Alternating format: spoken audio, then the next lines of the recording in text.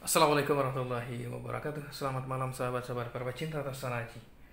Berbudaya dengan keris, bukan dengan linggis teman-teman.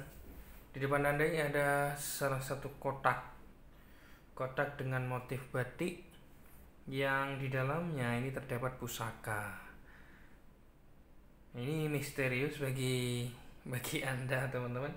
Karena memang di dalamnya ini terdapat pusaka yang saya rasa memang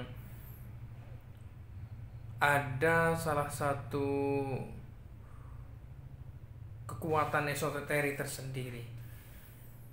Jadi ada yang beraura cukup galak, ada yang sangat kuat powernya, sehingga kalau dicampur dengan keris-keris yang ada pada yang lainnya, ini saya khawatir akan berpengaruh.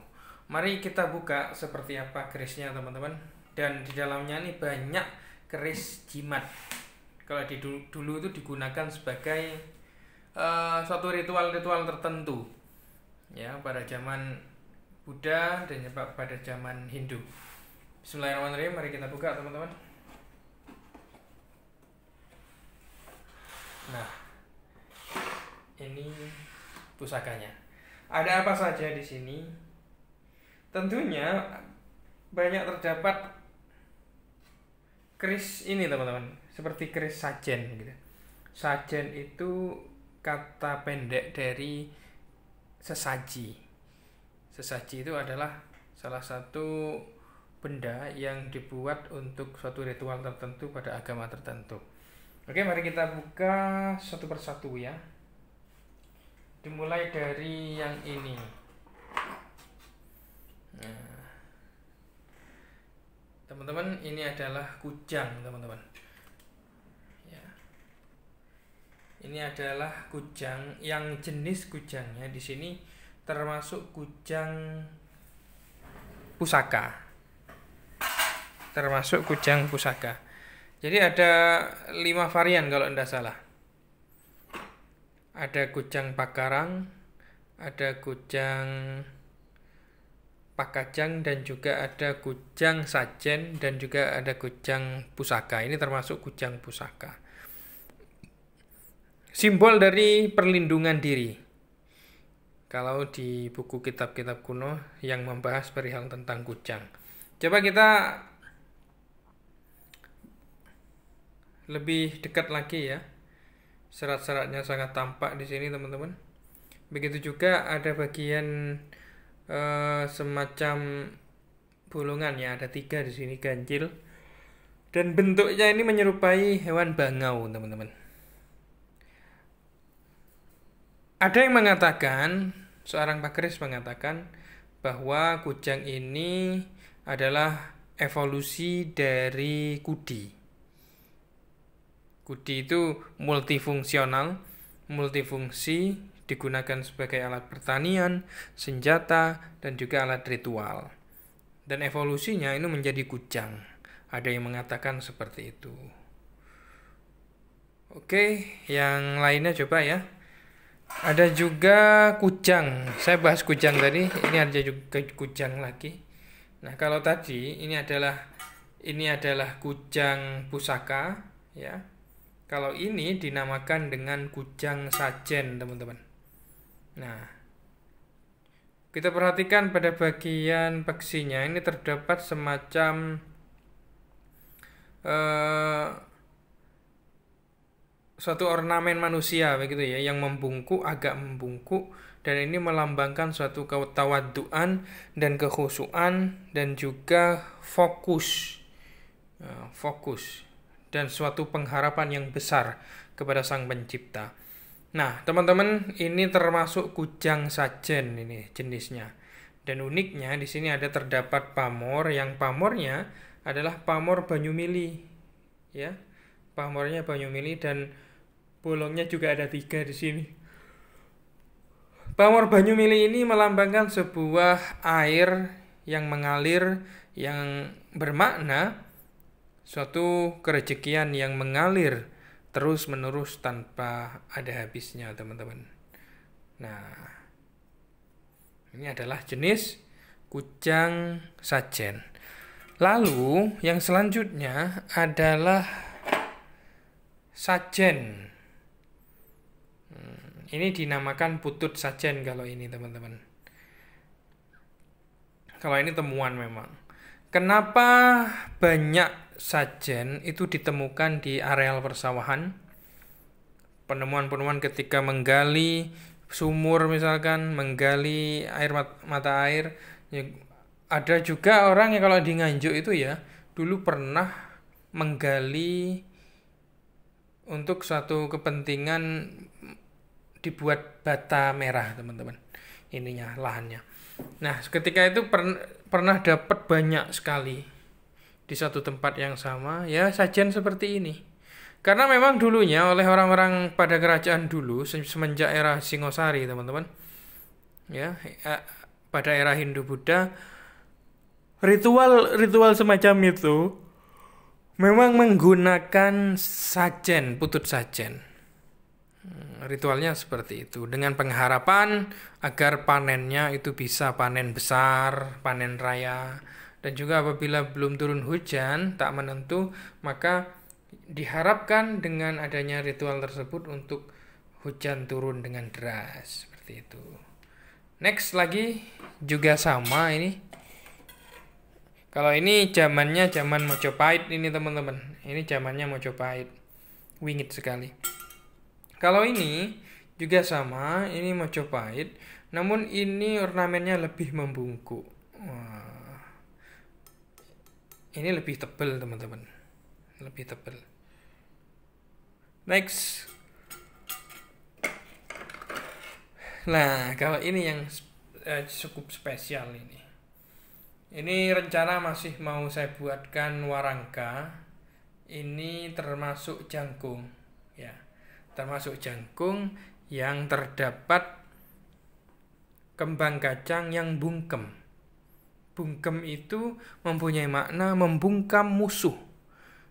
Membungkam musuh. Ketika berhadapan dengan kita, maka musuh ini dibungkam secara sendirinya, tidak bisa apa-apa.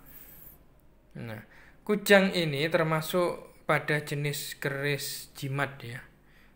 Karena ukurannya kecil dan ini bertangguh. Estimasi saya adalah termasuk Mojopahit juga. Sangat wingit sekali teman-teman. Next, dan juga di sini ada keris juga.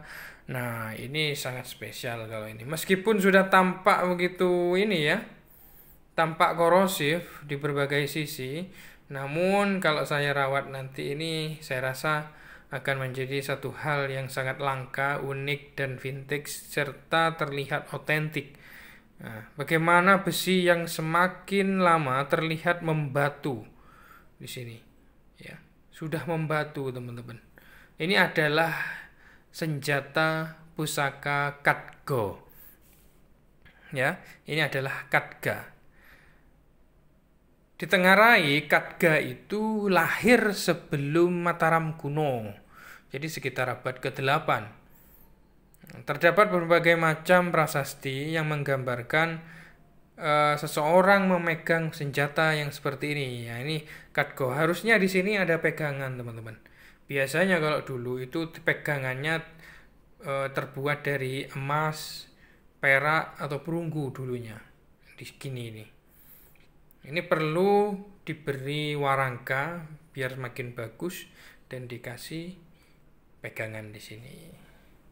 Ini sangat langka teman-teman. Saya cuma punya satu ini. Tapi auranya memang betul-betul kuat ini teman-teman. Oke, selanjutnya adalah ada keris Luk 3 yang dapurnya termasuk Nogo Siluman. Nah, Nogo Siluman. Ini teman-teman.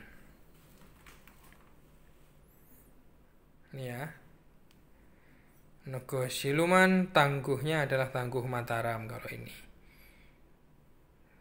Ada sepasang sebetulnya. Nah, ini lebih ke arah ke primitif teman-teman dari segi ukirannya.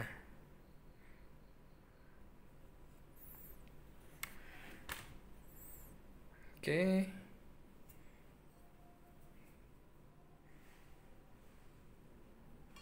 Lalu, teman-teman sekalian, saya juga ada di sini betok. Nah, ini betok temuan ya. Betok temuan sudah sangat ini ya. Ini teman-teman. Sudah sangat korosif sekali, dan ini termasuk pada jenis betok temuan Kabudan. Jadi sebelum Singosari bahkan ini teman-teman. Namun pada bagian peksi saya rasa ini sudah gantian ya. Sepertinya memang sudah kropos atau patah di sini, sehingga diganti dengan perkiraan ini tahun 90-an kalau ini.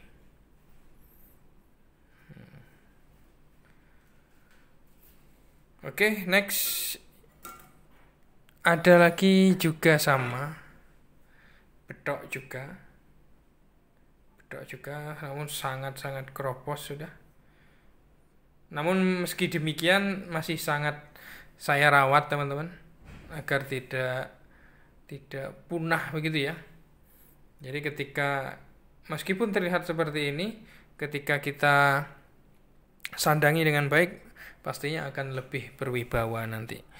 Oke teman-teman, lalu selanjutnya ada satu keris ini. Nah, gonjonya sudah copot, namun ini masih bisa nanti dipasang kembali. Dan uniknya di sini ada tanda seperti peksi gapit, yang dimana peksi gapit itu pernah menjadi tanda dari Empu Cikjo Mojopahit. Tapi kalau kita melihat wilahnya, ini masuknya pada era-era Cirebonan teman-teman. Namun kalau besinya sih mirip Mojopahit ya. Karena mungkin kemungkinan besar ada suatu pertukaran budaya atau penyatuan budaya, seperti halnya pernikahan antar kerajaan, putra dan putri kerajaan begitu. Sehingga berpengaruh dengan kondisional politik, kondisional sosial, dan juga kondisi persenjataan militer dan juga pusaka-pusaka pada saat itu. Nah, saya menyimpulkan bahwa keris ini tangguhnya adalah Cirebon barengan dengan zaman Mojopahit, dan merupakan pamor yang sangat bagus sekali sebetulnya. Nah, nanti akan saya sandangi dengan baik teman-teman. Ini adalah pamor ular lulut ya. Pamor ular lulut teman-teman. Pamor ular lulut itu termasuk pamor miring. Pamor dari segi pembuatannya itu yang sangat sulit dan rumit. Pamor ular lulut itu menandakan sebuah cita-cita yang dicapai dengan baik teman-teman. Sehingga apa yang kita idam-idamkan itu bisa tercipta. Nah, seperti itu. Next, yang satu ini adalah satu keris bertangguh Mataram, dan dapurnya adalah dapur tilam upih. Pamornya adalah pamor ngulit semongko, namun demikian, coba Anda perhatikan pada bagian gandeknya ini terlihat lebih tinggi. Ya, terlihat lebih tinggi, dan juga pejetan di sini terlihat seperti agak melebar ya tampilannya. Dan keris ini bisa disimpulkan termasuk tangguh Tuban Mataram, teman-teman. Panjangnya sekitar 36 cm. Terima kasih sahabat-sahabatku semuanya yang sudah menonton. Jangan lupa di subscribe serta tekan tombol loncengnya agar tidak tertinggalan daripada video-video selanjutnya tentang pembabaran pusaka Hunter Pusaka. Wassalamualaikum warahmatullahi wabarakatuh. Selamat malam, salam budaya.